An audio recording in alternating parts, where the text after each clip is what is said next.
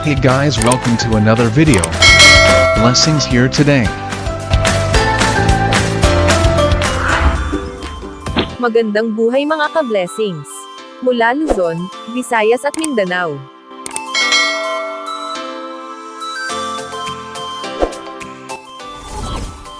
Good news mga ka-blessings.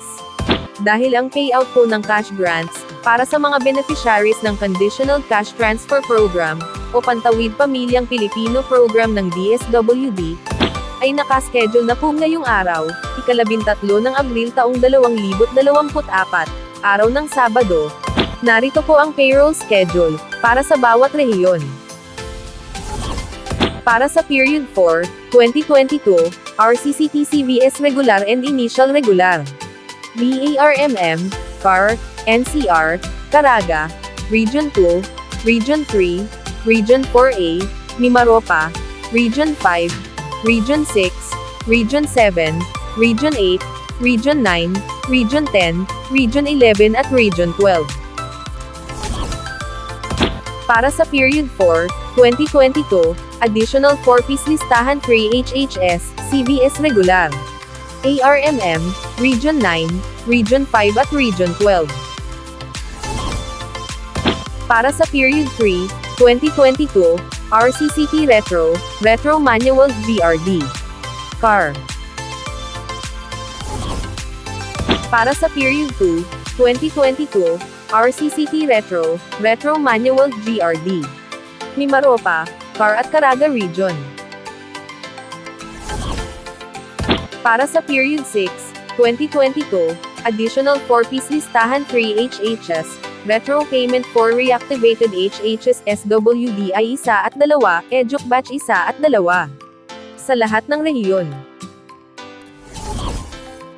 Para sa Period 1, 2023, Additional 4-piece Listahan 3 HHS, Retro Payment for Reactivated HHS SWD ay 1 at 2, EDUC Batch 1 at 2. Sa lahat ng rehiyon.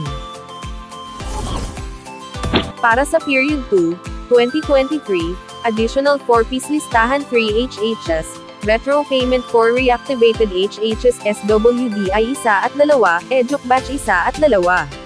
Sa lahat ng rehiyon. Para sa Period 3, 2023, Additional 4-piece Listahan 3 HHS, Retro Payment for Reactivated HHS SWD ay 1 at 2, EDUC Batch 1 at 2. Sa lahat ng rehiyon. Para sa Period 4, 2023, Additional 4-piece Listahan 3 HHS, Retro Payment for Reactivated HHS SWD ay 1 at 2, EDUC Batch 1 at 2. Sa lahat ng rehiyon.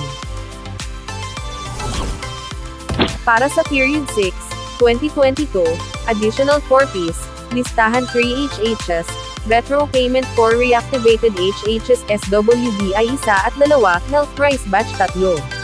Region 5, Region 9, Region 12, Caraga, at ARMM. Para sa Period 4, 2023, RCCT-CVS Regular and Initial Regular. Sa lahat ng rehiyon. Para sa Period 4, 2023, Additional 4-piece Listahan 3 HHS, CVS Regular, BARMM, CAR, Region 2, Region 3, Region 9, Mimaropa, NCR, Region 5, Region 6, Region 7, Region 8, Region 10, Region 11 at Region 12. Para sa Period 1 to 3, 2022, 4-piece Additional, CVS Regular, Region 5 at Region 12. Para sa Period 5, 2023, RCCT-CVS Regular and Initial Regular. Sa lahat ng rehiyon. Para sa Period 5, 2023, Additional 4-piece Listahan 3 HHS, CVS Regular, BARMM, CAR, Region 2, Region 3, Region 9, Region 5, Region 6, Region 7, Region 8, Region 10, Region 11, Region 12, Mimaropa at NCR. Ngayong araw ipa-blessings ay maaari nyo na pong i-check ang inyong balance account sa Landbank mobile app. Antayin lamang pong pumasok ang inyong cash grant sa inyong account, dahil tuloy-tuloy po ang crediting ng Landbank sa inyong mga account. Ngayong araw ika-13 ng Abril, araw ng Sabado, ay maaari na po kayong mag-withdraw sa ATM withdrawals sa mga piling Landbank servicing branches na malapit sa inyong lugar. Huwag pong kalimutang magbaon ng tubig at payong, para maibsan ang matinding init ng panahon. Keep safe always mga ka-blessings. God bless po. Ang Pantawid Pamilyang Pilipino Program o 4Ps, ay programa ng pambansang pamahalaan na ipinatutupad ng Department of Social Welfare and Development o DSWD, sa pakikipagtulungan sa iba't ibang ahensya gaya ng DepEd, DOH, DILG, at sa mga lokal na pamahalaan.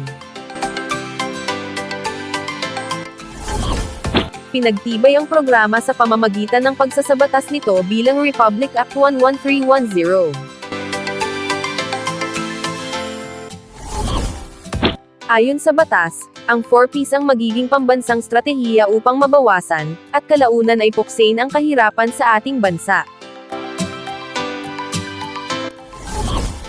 Ang 4Ps ay namumuhunan sa human capital ng mga mahihirap na sambahayan, sa pamamagitan ng pagpapabuti sa aspeto ng kalusugan, nutrisyon, at edukasyon ng mga kasapi ng programa. Nagbibigay din ang programa ng psychosocial at psychoeducation intervention sa pamamagitan ng family development session, bilang gabay sa unti-unting pag-unlad at pagpapatatag ng kanilang pamumuhay.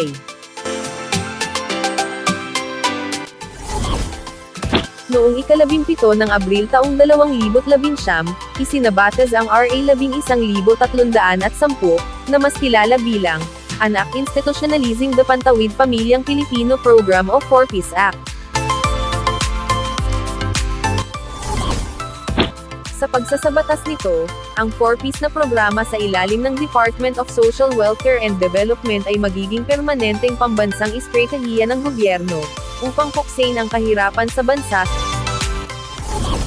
sa pamamagitan ng pagbibigay ng tulong pinansyal sa mga mahihirap na pamilyang Pilipino, upang mapabuti ang kanilang kalusugan, nutrisyon, at edukasyon.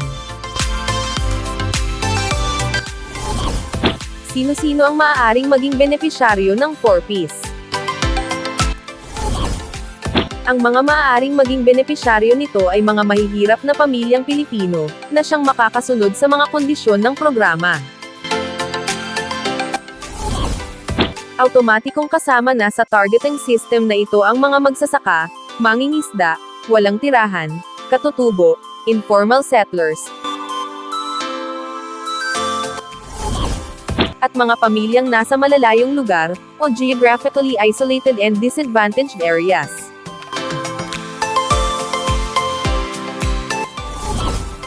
Narito ang mga batayan ng isang pamilya na maaaring makasama sa programa. Dapat mayroong 0 hanggang 18 taong gulang na miyembro ng pamilya. Ang mga batang nasa edad 6 hanggang 18 ay kailangang naka-enroll sa paaralan. Mayroong miyembro na nagbubuntis sa panahon ng rehistrasyon.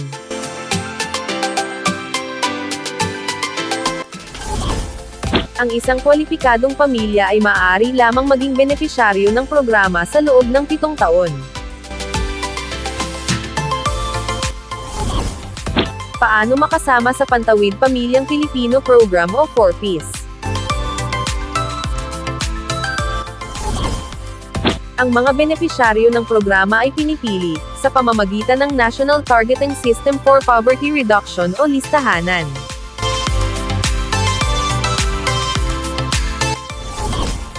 Kung saan sila ay nagbabahay-bahay, upang mag-interview, at makita ang tunay na kalagayan ng isang pamilya. Sa ngayon, ay pinag-aaralan na ng DSWD na magkaroon ng community-based targeting system, na galing sa bawat DSWD regional offices, para madaling matukoy ang mga kwalipikadong benepisyaryo ng Pantawid Pamilyang Pilipino Program o 4Ps. Maraming salamat po mga ka-blessings.